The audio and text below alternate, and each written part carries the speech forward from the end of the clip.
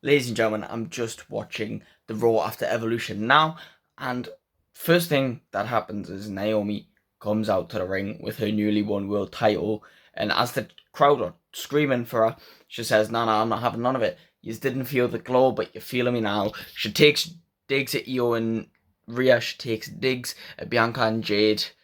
And that's when Rhea makes her entrance. And even louder pop and even louder scream. Now, I'm guessing it's the same crowd as from Evolution because you can hear them same screams. Like it seems like a lot of girls in the crowd. Um, and then Io Sky comes out and we'll have this promo. The typical. I'm coming out. I want the title. I want my rematch.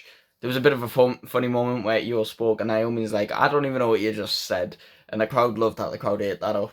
And then Adam Pearce came out, and this was a bit of a different promo from Adam Pearce. I mean, he spent about a good minute or two congratulating Naomi and talking about how good the match at Evolution was, and it was fantastic. I said it in my reaction to Evolution. That might be the best pay-per-view of this year.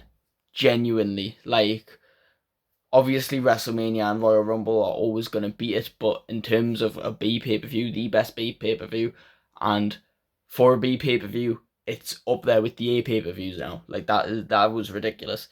And then he announced, SummerSlam's first 2 night SummerSlam. It needs to be bigger than ever. So at SummerSlam, there's going to be a triple threat match. Naomi, Io, Rhea.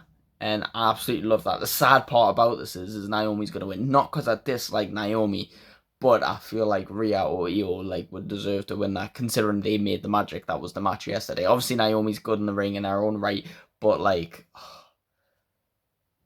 Rhea and Io made that magic, and it's a shame that Naomi's gonna have to win, but at the same time it would be a shame if Naomi had to lose, so it is what it is. And now another exciting thing is on Monday Night Raw we're getting Nikki Bella versus Chelsea Green for whatever reason. I mean, to be fair, in the Battle Royal they had a bit of a moment, but Chelsea Green on Monday Night Raw, Nikki Bella having a casual match on Monday Night Raw. What, is she back full time now, or is this just because it's after Evolution, Who knows, but I guess we'll see what happens. And yet again, another lovely Judgment Day segment. I mean, I love the Judgment Day. Finn Balor holding all 5 titles, both the World Tag titles, the Women's Tag titles, and the Intercontinental title. He's shined them up, he's cleaned them up. As we're seeing last week or the week before, he's looking after those titles. He's loving the success that Judgment Day has. He feels like it's his own success. He handed the titles off to everyone, saying, "Oh, I've given them all nice clean." It's nice to see belts getting some proper treatment, getting held properly, getting looked after, getting treated as a prized possession. The past few years, people have just been grabbing titles, not strapping them up properly, or not unstrapping them to put them over their shoulder or put them around their waist. They're just grabbing them as they are, and you can only see one side plate, and it looks messy. So I love to see that. But then he also said that Dom should escort Raquel and Roxanne to ringside, obviously playing little mind games, throwing a spanner in the works, trying to make Dom get closer to Roxanne. And he convinced and manipulated Dom into doing it by saying he's doing it for Liv, because Liv loves those tag titles. And obviously when they left, Finn had a sneaky look at that picture of Liv and said, "Yeah, for Liv." Because we know it's not for Liv, it's for himself.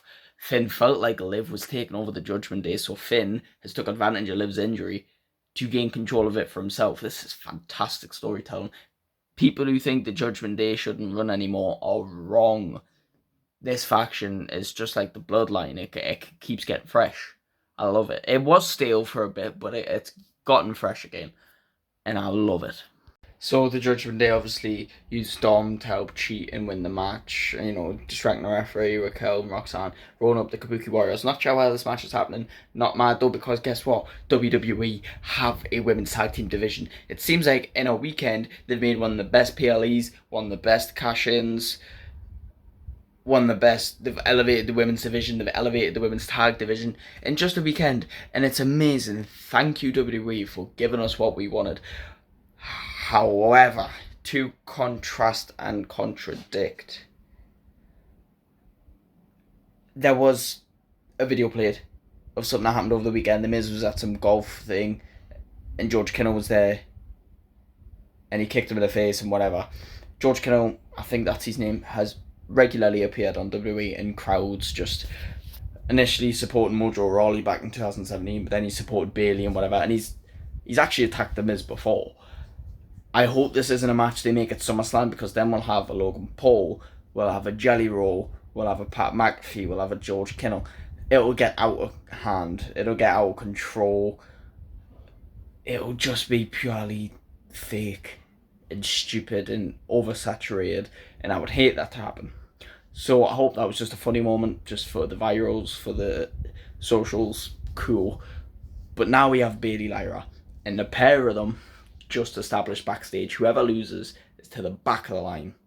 The winner's going to SummerSlam. It has to be Bayley. It can't be Lyra again. Like, no, done. Put Lyra to the back of the line. Let her figure something else out. It's got to be Bayley who wins this one. Come on, my goat. So Bayley and Lyra put on an obvious banger, you know, of a 2 out of 3 falls match. Bayley was dominating, injuring Lyra's back,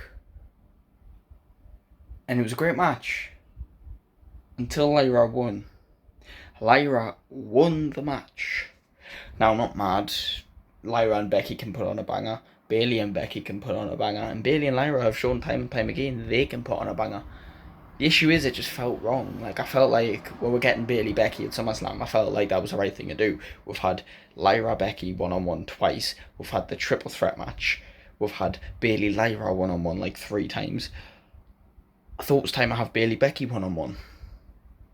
Apparently not. We're getting Lyra Valkyria, Becky Lynch again at SummerSlam. I suppose it's the trilogy, it's the tiebreaker, but at the same time, what we're doing, man, because Lyra's not winning that title at SummerSlam, and if she does, I'll be pretty mad. Not because I don't like Lyra, it just wouldn't make sense to put the belt back on Lyra, personally.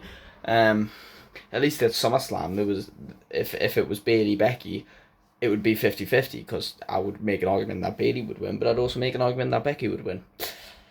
But it is what it is. Can't stay mad forever. That's what WWE told us. I'll let this one slide because this past weekend's been amazing, so a lot to unpack. So Chelsea Green and the Secret Service interrupted Stephanie Vacquer's interview backstage. Basically, you know, I should be the one in your position, you know, and then, you know, just insulting her. And Stephanie Vacquer's like, oh, well, why don't you fight me or take a shot? And then Chelsea's like, I'm busy with Nikki Bella. So then she has a match with Nikki Bella, which I didn't really pay much attention to, but the finish didn't look clean at all. Nikki Bella gets the win. And then they start attacking her, and Stephanie Vacquer comes out and make the save. Wouldn't it be crazy if at SummerSlam, Stephanie Vacquer and Nikki Bella teamed up to take on the Secret Service? Who would see that coming? Yeah, honestly, I thought, what's Nikki Bella doing here tonight? Is she trying to do what Trish Stratus did and have a little one last run? But no, I figured it out really quick when I thought the words SummerSlam. WWE have definitely paid her a lot of cash to stick around till SummerSlam. Oh dear God. But we also had a promo package from Karrion Kross explaining Sami Zayn, saying, you know, Sami, just admit to the world that I was right and you were wrong. Sami's officially injured. Well, don't know if he's shoot injured, but he's off TV still. We had a little backstage segment where the New Day were trying to convince Adam Pearce to get them a rematch for the titles. They were still wearing their grieving outfits. They still had Grayson Waller with them, and they had Grayson Waller offer Adam Pearce options of toupees because he's bald. In exchange, they wanted a tag title match. He says no. Next week, we're going to have a match to determine the number 1 contenders for SummerSlam, or for the titles, should we say. Can't really see who else would be a decent challenger. Maybe Braun and Bronson. But then they'd probably win the titles and hold them forever. But you know what it is. Then he ran into the Judgment Day and he said, Dom, I seen you out there tonight. Next week you're getting re-evaluated to see if you're medically cleared. And he said, if you're not medically cleared, you'll be defending the Intercontinental title against AJ Styles at SummerSlam. Yes. And WrestleMania at SummerSlam, they've not really done anything with the title. My hopes are up that AJ could win this title. Dom has potential as the Intercontinental Champion, but right now they're not doing anything with him. We have 1 year left of AJ Styles. We have years, maybe even decades left of Dominic Mysterio. There's plenty of opportunity for Dominic to be Intercontinental Champion. Let AJ Styles have one last run. Please. Do you know what I mean? And AJ was still stalking him backstage, but this time AJ was praying to God that he'd get his opportunity. And Dom was praying to God that the doctors would keep him safe. And then we just had a little stare off between Gunther and Penta, because Penta's one of the contenders and they're going to match later on tonight. Loads of blah de blah. Cool stuff to watch. Just not a lot to explain and unpack. It's just really self-explanatory. I can't wait for this gauntlet match. A gauntlet match is actually one of my favourite matches. I love it. I love a good gauntlet match. Ever since 2019 Elimination Chamber build-up, Kofi Mania.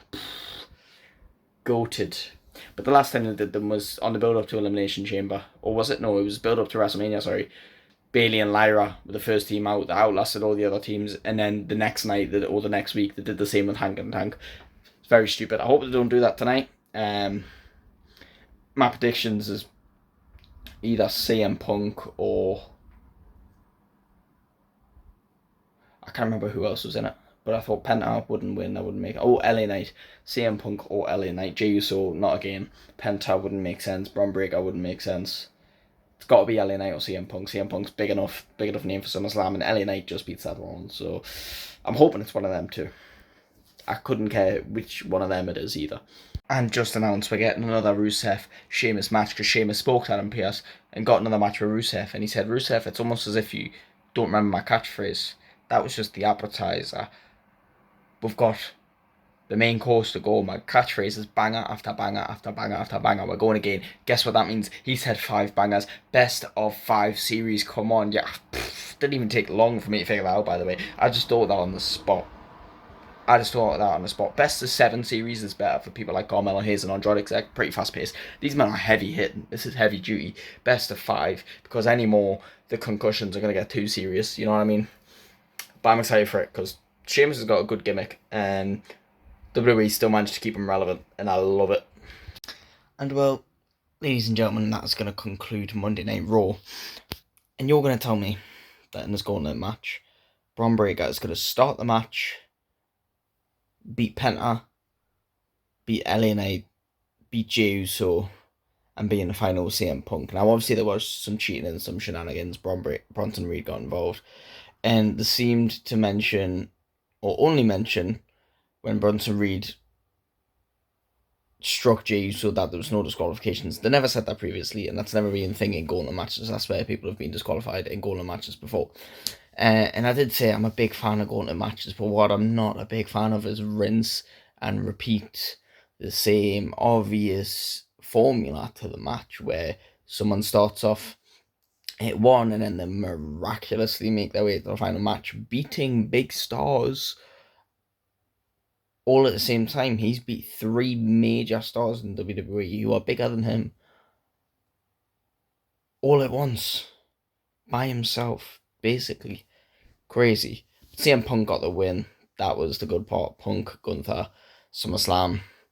And then when Bronson and Braun were putting the beating on Punk and Uso, Roman Reigns, the OTC is back.